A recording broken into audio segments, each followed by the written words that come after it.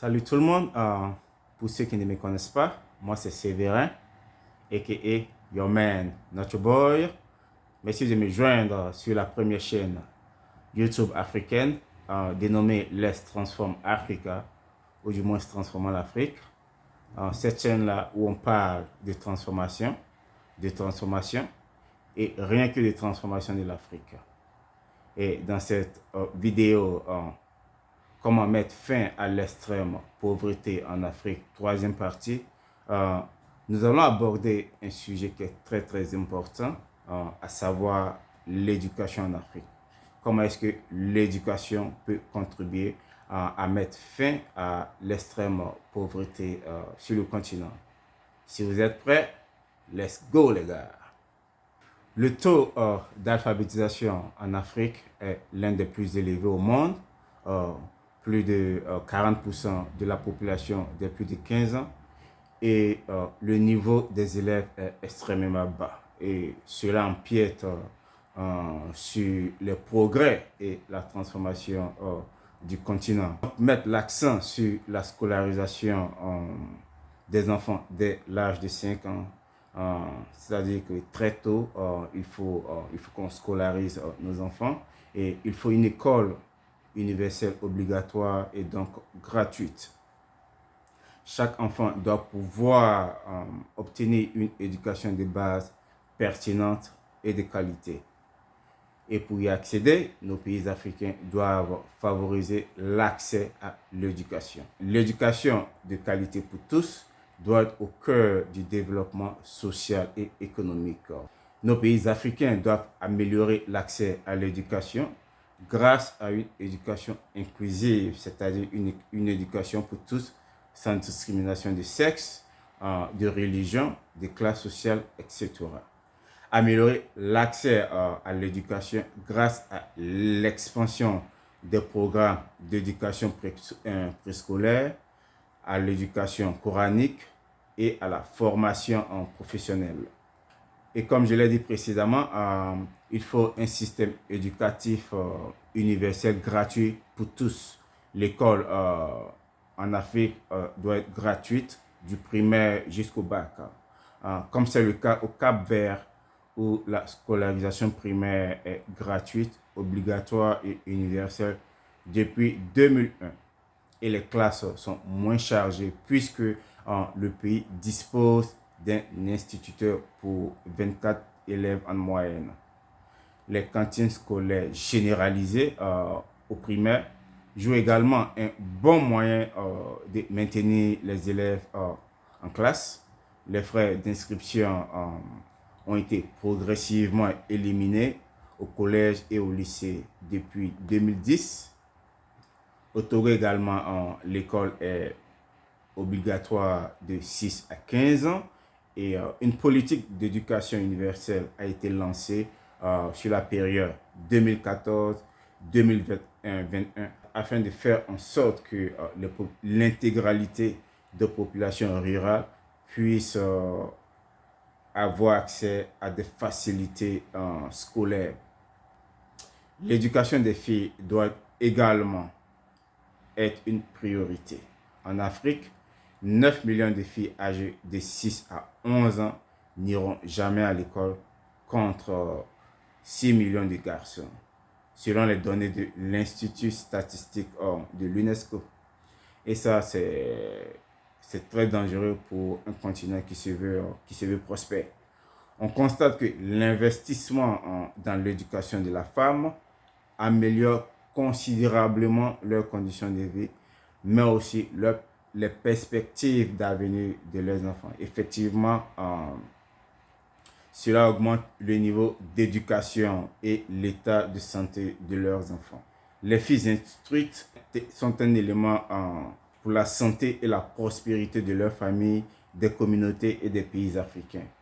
Nos pays africains doivent donc élaborer et mettre en œuvre des programmes qui soutiennent les filles dans leurs apprentissages et au-delà.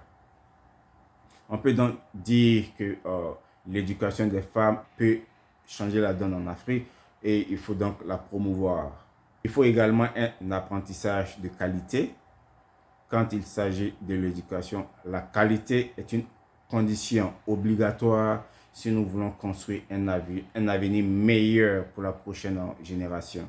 Il faut améliorer les compétences pédagogiques, les normes de qualité et recruter des enseignants qualifiés.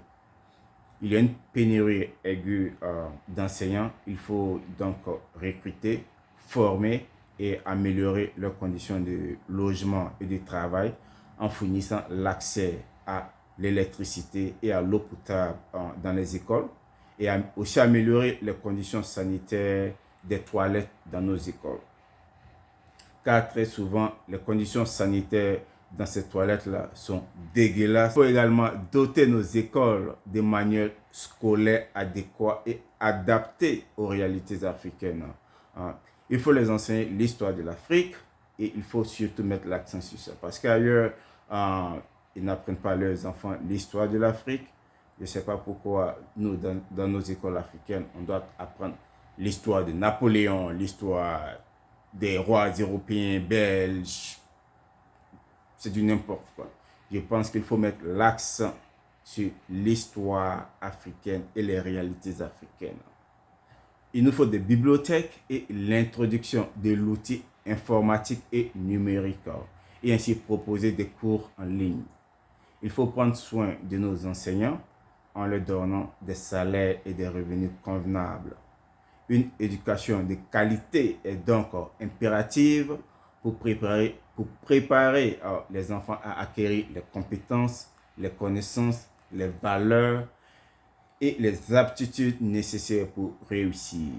Il faut améliorer les programmes de préparation à la vie active par des partenariats entre les universités et les centres de formation africains avec les employeurs. Car la plupart de nos programmes universitaires sont bien souvent jugés trop théoriques et déconnectés des besoins des employeurs locaux et internationaux. Il faut un programme d'alimentation dans toutes les écoles primaires publiques du continent. Grâce à ce programme-là, les jeunes vont fréquenter les écoles avec assiduité et étudier au lieu de passer toute leur journée à chercher de quoi manger. Il faut proposer des moyens de transport commun pour tous les élèves en Afrique, comme les school bus ou du moins les bus d'école. Il y a des régions en Afrique, par exemple, où les enfants doivent parcourir de longues distances pour aller à l'école. Et ces enfants-là sont tout épuisés, tout fatigués dès qu'ils arrivent à l'école. Et cela ne leur permet pas d'être concentrés pendant le cours de classe. Et le plus souvent, ils parcourent cette distance-là avec le ventre creux, avec le ventre vide. Vous convenez avec moi donc que dans ces conditions-là, il sera très très difficile pour un enfant d'apprendre ou même de vouloir aller à l'école. Il faut une éducation en situation d'urgence, car nous savons que nos pays africains sont le plus souvent en proie à des conflits et à des guerres. Il faut donc proposer des programmes qui prennent en compte ces risques de conflits-là, des programmes qui prennent en compte la sécurité scolaire et la gestion de l'information pendant les situations d'urgence, comme c'est le cas dans le nord du Nigeria, frappé par les enlèvements d'élèves perpétrés par Boko Haram. Il faut développer et encourager la recherche expérimentale dans nos universités et centres de formation professionnelle. Il faut maintenant passer de l'étape théorique à l'étape pratique. Un exemple tout bête, un étudiant en mathématiques, par exemple, peut utiliser ses connaissances dans le domaine de l'actuariat, qui est un domaine d'assurance, ou même dans les finances ou dans les banques, au lieu de se résoudre tout simplement à être un prof de maths dans un petit collège quelque part. Je ne dis pas que être prof de maths n'est pas bon, mais je donne seulement un exemple où les connaissances apprises en mathématiques peuvent être élargies à plusieurs champs de domaines professionnels. Pour finir, je vais dire qu'en plus de l'éducation scolaire comme élément contributeur pour mettre fin à l'extrême pauvreté en Afrique, il faut éduquer la population africaine dans son intégralité.